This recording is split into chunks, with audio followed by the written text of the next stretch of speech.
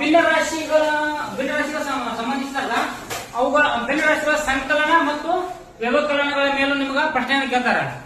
ನವೋದಯ, ಮೊರಾರ್ಜಿ ಹಾಗೂ ಆದರ್ಶ ವಿದ್ಯಾಲಯಗಳಿಗೆ ಸಂಬಂಧಿಸಿದಂಗ ಈಗ ಭಿನ್ನರಾಶಿಗಳ ಸಂಕಲನ ಯಾವ ರೀತಿ ಮಾಡೋದು ಕರ್ಕೊಂಡು ನಾವು ಈಗಾಗಲೇ ನೀವು ಭಿನ್ನರಾಶಿಗಳನ್ನ ಯಾವ ರೀತಿ ಗುರುತಿಸೋದು ಕರ್ಕೊಂಡ್ರೆ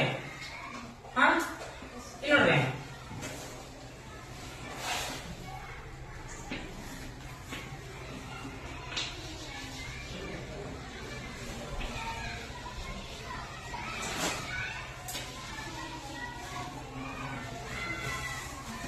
ಪ್ಲಸ್ ಇಸ್ ಈಕ್ವಲ್ ಟು ಇಲ್ಲಿ ಒಂದು ಡೈಗ್ರಾಮ್ ಕೊಟ್ಟಾರ. ಈಗ ನಿಮ್ಗೆ ಗೊತ್ತೈತೆ ಬಣ್ಣ ಹಚ್ಚಿರುವ ಭಾಗವನ್ನು ಭಿನ್ನರಾಶಿ ರೂಪದಲ್ಲಿ ಬರೆಯಿರಿ ಅಂತಂದಾರ ಅವ್ರ ಕಲ್ತಲ್ವಾ? ನೋಡಿ ಇನ್ನು ಭಿನ್ನರಾಶಿಗಳ ಸಂಕಲನ ಯಾವ ರೀತಿ ಬರುತ್ತೆ ನೋಡ್ರಿ. ಈ ಡೈಗ್ರಾಮ್ ಕೊಟ್ಟಾರ. ಇನ್ನು ಭಿನ್ನರಾಶಿ ರೂಪದಲ್ಲಿ ಬರೆಯಬೇಕಾಗ್ತದ್ರಿ 4 ವೆರಿ ಗುಡ್. ಅಥವಾ 2 4 ಅಂಶ ಅಂದ್ರ 4ರಲ್ಲಿ 2 ಪದಕ್ಕೆ ಮಾಡಿರೋರು ಬಣ್ಣ ಹಚ್ಚಿದಾರ, ಬಣ್ಣ ಕೊಟ್ಟಿದಾರ ಅಂತ ಅರ್ಥ. ಪ್ಲಸ್ ಇಲ್ಲಿ 4ನೇ 1 ನೋಡ್ರಿ 4ನೇ 1 ಇಸ್ ಈಕ್ವಲ್ ಟು ಕೂಡಿಸಿ ನೋಡ್ರ. ಇಲ್ಲಿ ಭಿನ್ನರಾಶಿಗಳ ಸಂಕಲನ, ಭಿನ್ನರಾಶಿಗಳ ವ್ಯವಕಲನ ಮಾಡ್ಬೇಕಾದ್ರ ಛೇದವನ್ನು ಕೂಡಿಸುವಾಗಿಲ್ಲ. ಛೇದ ಎಷ್ಟು ಅರ್ಥ ಇರುವುದು ಅಂಶಗಳನ್ನ ಮಾತ್ರ ಕೂಡಿಸಬೇಕು. ಅದಕ್ಕೆ ಈ ನೋಡ್ರಿ ಇದನ್ನ ಈ ಚಿತ್ರ ಮತ್ತು ಈ ಚಿತ್ರ ಕೂಡಿಸಿದಾಗ ಏನಾಗಬೇಕಂದ್ರ ಭಿನ್ನರಾಶಿ ರೂಪದಲ್ಲಿ ಪ್ರಕಾರ ಏನಾಗೈತೆ 3 ಭಾಗ ಬಣ್ಣ ಬರ್ತದ.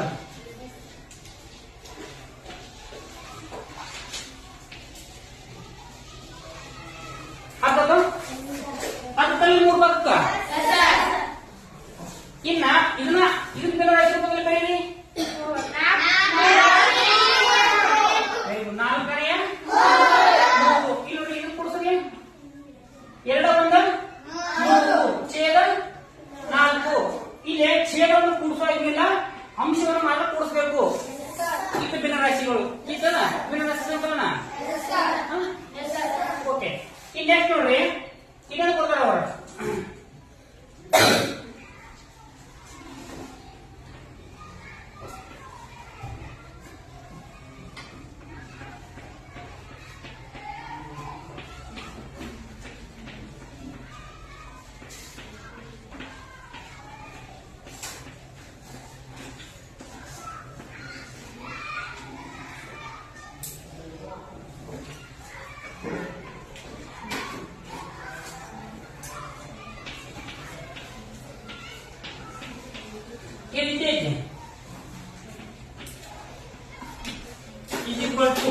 ನೋಡ್ರಿ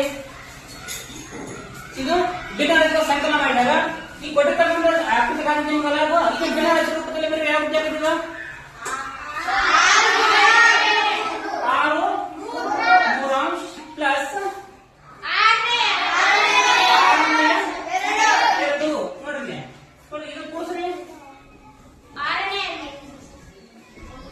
ಭಿನ್ನರಾಶಿಗಳ ಸಂಕಲನ ಮಾಡಿದಾಗ ನೋಡ್ರಿ 1 2 3 4 5 ಅಂದ್ರೆ 5 ಭಾಗ ಬಣ್ಣ ಕೊಡ್ಬೇಕು.